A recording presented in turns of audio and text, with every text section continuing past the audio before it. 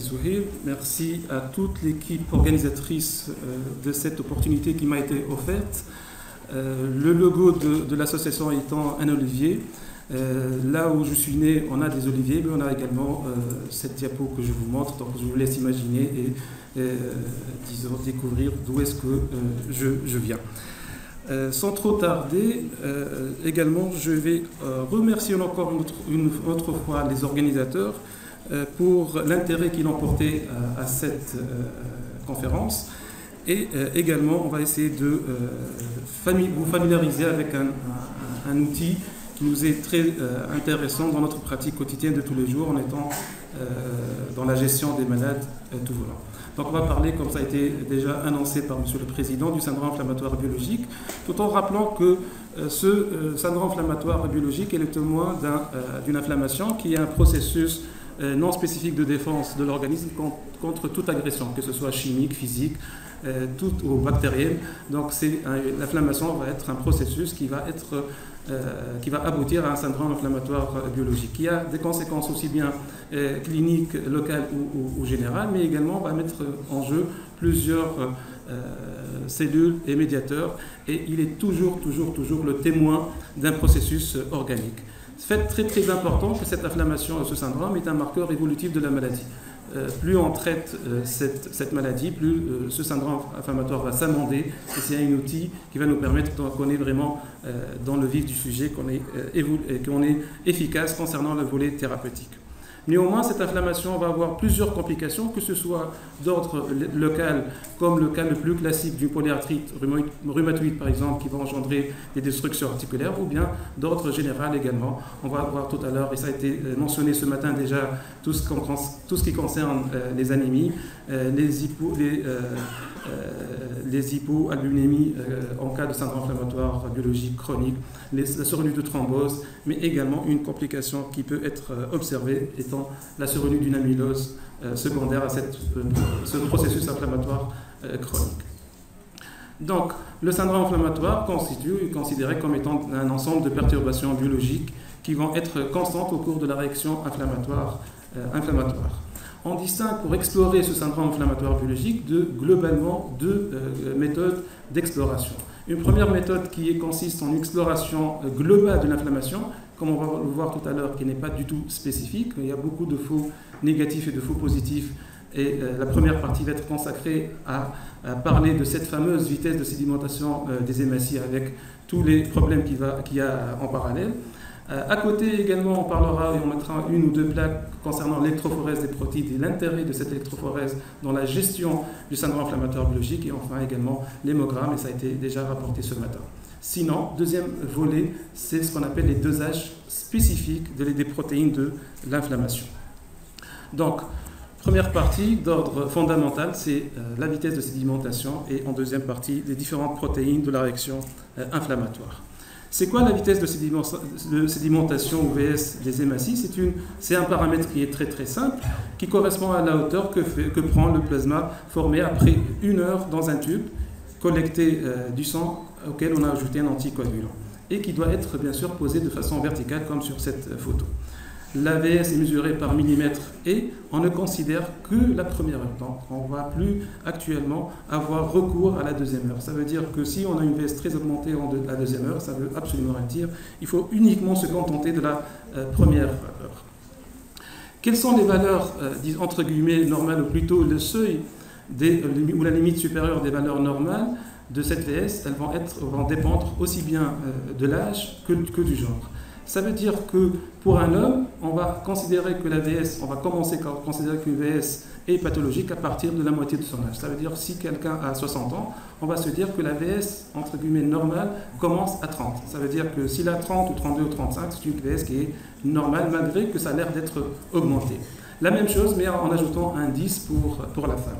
Il faut savoir que cette VS seule n'a pas une bonne valeur prédictive positive, qui est très très mauvaise chez les patients asymptomatiques. Ça veut dire que quelqu'un qui n'a aucune plainte, qui consulte parce qu'on a découvert une VS augmentée sur son bilan, dans 46% ou 50%, on ne trouvera jamais d'étiologie. Par contre, si on est en face d'un symptôme ou d'une symptomatologie, on peut avoir, dans 90% des cas, un diagnostic étiologique.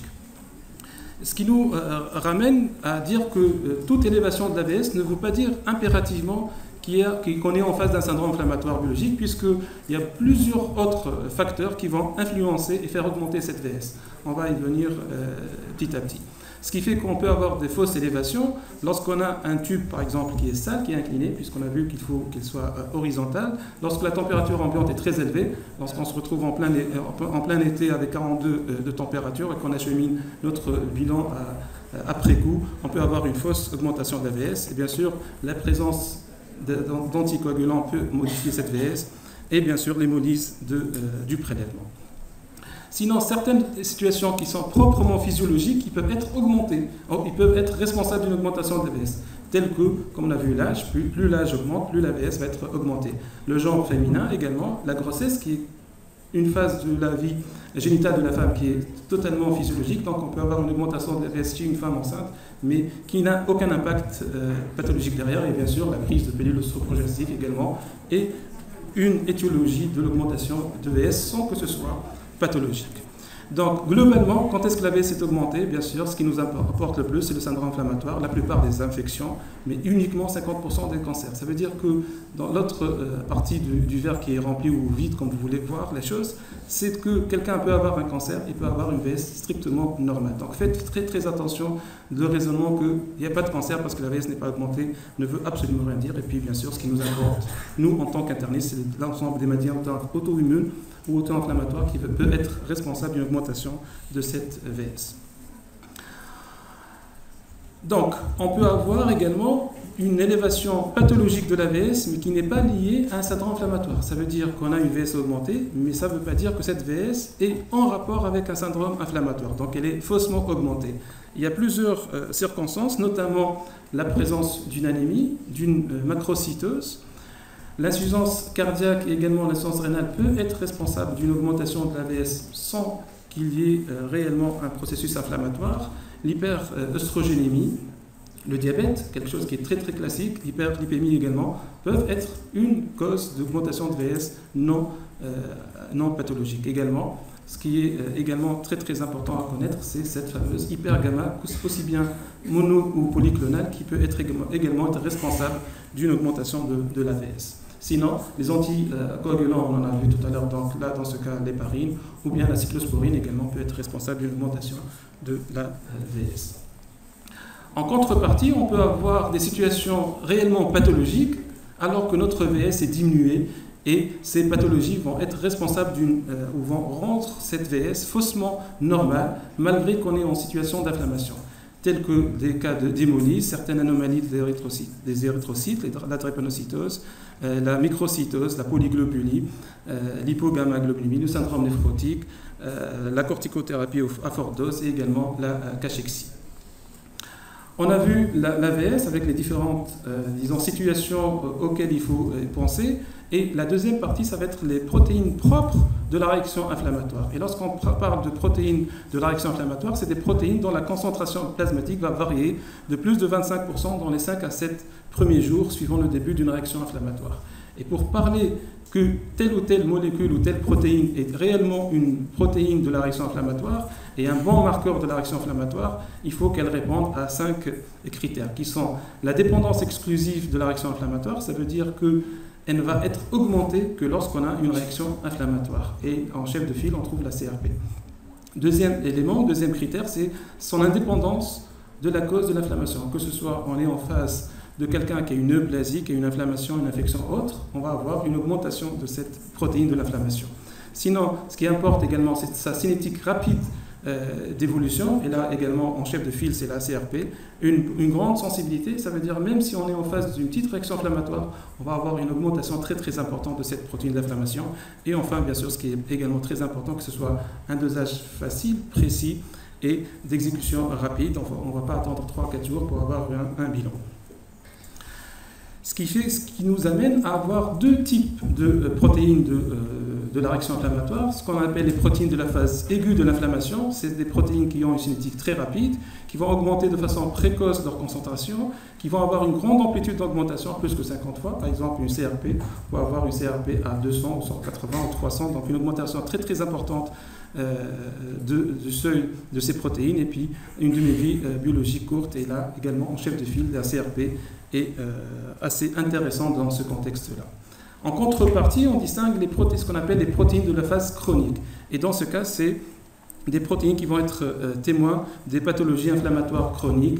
Donc, à l'inverse, ces protéines vont avoir une synthétique lente qui vont augmenter de façon tardive. Leur concentration plasmatique maximale se fait en 3-4 jours. Et puis, on va avoir une faible augmentation ou une faible amplitude d'augmentation 2 à 4 fois. Par exemple, une fibrinémie normale à 4, on ne peut pas avoir une fibrinémie à 12 ou à 14. On va avoir aux alentours de 6, par exemple. Et là, bien sûr, ce qui se fait le plus souvent, c'est la ferritinémie et le fibrinogène. Quelques éléments également importants concernant l'électrophorèse des protéines, c'est surtout cette notion d'hypoalbuminémie, de cette notion également d'hyper-alpha-2 et l'hyper-gamma-globulinémie qu'on peut observer au cours du syndrome inflammatoire biologique chronique. La numération en formule sanguine également, on peut avoir, comme ça a été déjà démontré ce matin, des anémies avec des hyperleucocytoses, avec des thrombocytoses, qui témoignent dans ce cas également du caractère chronique de cette inflammation. Donc, première partie, on a essayé de comprendre ce que sont les protéines, l'intérêt de l'AVS, par exemple, ces quelques lacunes concernant notre démarche. Mais la deuxième partie, ce qui intéresse le malade en fin de compte, ce n'est pas du tout de lui dire « Bonjour monsieur, vous avez bien un syndrome inflammatoire ». C'est comment on va s'en sortir face à ce syndrome inflammatoire. Indirectement, quel est le diagnostic étiologique de ce syndrome inflammatoire, puisque ce syndrome inflammatoire, ce n'est qu'un syndrome qui peut être observé dans plusieurs pathologies. Et malheureusement, parfois, on se retrouve dans ce cas démuni de tout élément pour s'en sortir. Donc, qu'est-ce qu'on fait? C'est que la présence d'un syndrome inflammatoire doit être toujours considérée à l'inverse d'une VS isolée comme étant pathologique, donc organique, donc émanant une démarche diagnostique. Donc, si on a de la chance, il peut être découvert au cours de l'exploration d'un symptôme ou d'une pathologie. Dans ce cas, c'est très très facile, puisqu'il va être l'élément révélateur de la maladie. Sinon, toute la difficulté, c'est de se retrouver face à un syndrome inflammatoire biologique.